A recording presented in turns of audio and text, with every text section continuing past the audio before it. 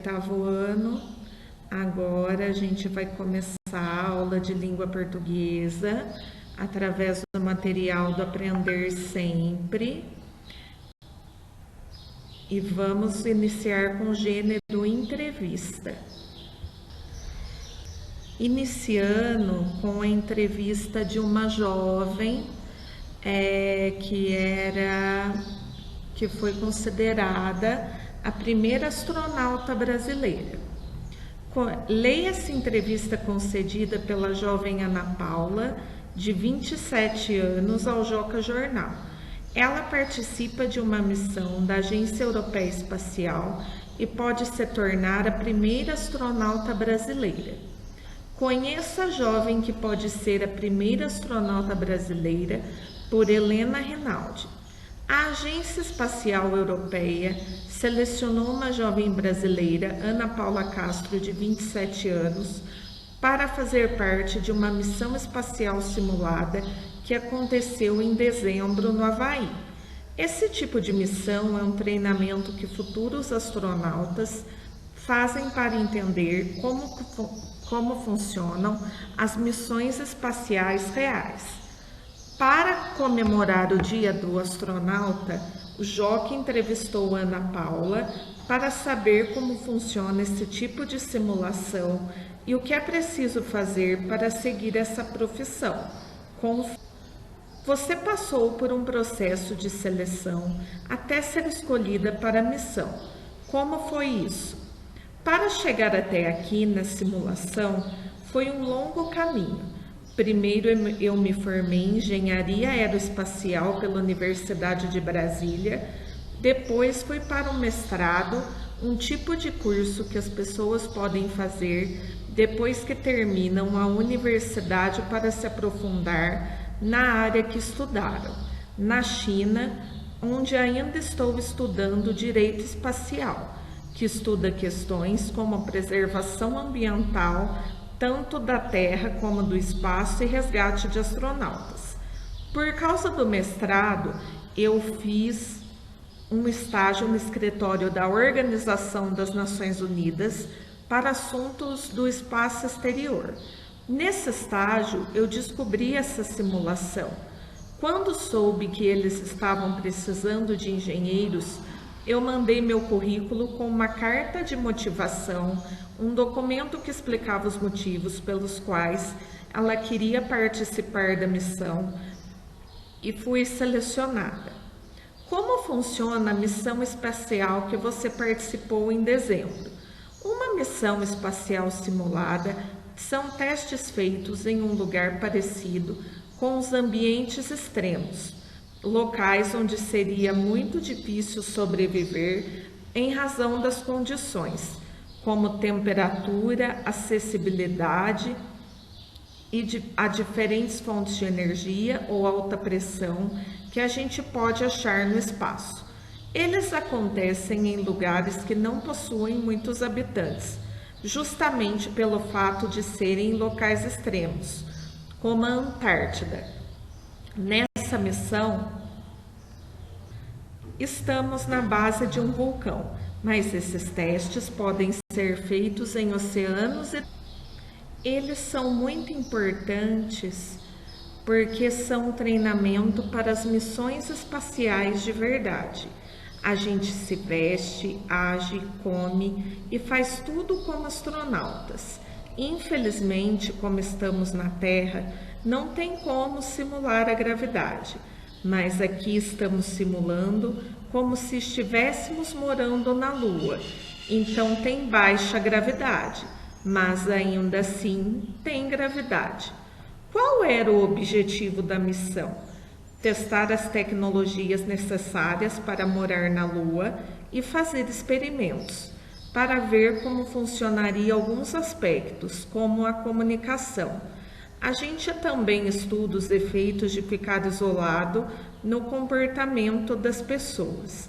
Por exemplo, estudamos como é ficar isolado com uma equipe que não é sua família e quais são os efeitos de ter uma alimentação muito repetitiva, porque nosso cardápio aqui não é muito variado. Nós temos uma pequena seleção de comidas disponíveis, então precisamos ser bem criativos para não enjoar da comida. Outra atividade importante desse tipo de missão é que, por estar em um vulcão, esse cenário parece muito com a Lua e com Marte há alguns anos. Os vulcões possuem tubos de lavas, que são cavernas que se tornam ambientes muito seguros para a gente construir habitação, porque eles nos protegeriam da radiação do espaço e poderiam nos proteger de meteoritos. Então, seria um local ideal para morar lá fora. Essa experiência é mais um passo para você ir para o espaço no futuro? Com certeza, porque ela vai me dar a experiência de viver em um ambiente extremo, com comunicação limitada e a experiência em si de ser astronauta. Do que é preciso para ser astronauta? É muito importante estudar bastante. Para ser astronauta, é necessário, no mínimo, ter terminado a universidade e adquirir experiência profissional. Pode ser em várias áreas, não só engenharia. Por exemplo, você pode estudar física, ciências da computação, matemática. Outra coisa muito importante é cuidar do corpo. Astronautas precisam ser fortes, então é necessário praticar exercícios físicos. Quando a gente sai com roupa de astronauta é bem difícil. Muita gente precisa parar para retomar o ar. Por isso, temos que nos exercitar todos os dias aqui na simulação por 1 hora, além de comer bem. Também acho que vale a pena investir no inglês se for possível. É sempre bom aprender outras línguas. Isso pode abrir muitas portas. Como você se sente podendo ser a primeira astronauta brasileira? Eu fico muito feliz e honrada de ser a primeira astronauta brasileira, mas ainda preciso de muita experiência na área para tentar entrar em um programa de treinamento de astronauta. Eu fico muito grata em trazer essa representatividade para o Brasil, não só por ser brasileira, como também pela minha história. Estudei em um colégio público durante a minha vida inteira. Me formei em uma universidade pública. Tudo que eu consegui foi com bolsas ou ajuda de vaquinhas, tanto para ir para a China como para essa simulação, onde tive um apoio da Agência Espacial Brasileira. Quero muito me tornar a primeira astronauta do Brasil para inspirar crianças e jovens e mostrar que, se você persistir, é possível conseguir qualquer coisa. Que conselho você daria para crianças que querem ser astronautas? Minha dica é: sejam curiosos e curiosas. O que move a ciência hoje é a curiosidade. Então tente entender como as coisas funcionam, o que são os elementos que vemos no céu, como funcionam os fenômenos naturais, etc. A entrevista é um gênero. Primeira pergunta.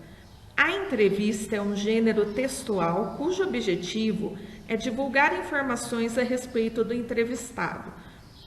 Organizada na forma de perguntas e respostas, as entrevistas geralmente focam aspectos da vida pessoal ou profissional do entrevistado. Ana Paula, por exemplo, pode se tornar a primeira astronauta brasileira. Prestem atenção agora nas questões. Letra A. Quem é entrevistada e sobre o que ela fala? Letra B. Qual é o objetivo do jornal ao publicar essa entrevista? Letra C. As entrevistas focam em 2 aspectos: na vida pessoal do entrevistado ou na sua atividade profissional. Qual desses 2 aspectos predomina na entrevista feita com Ana Paula?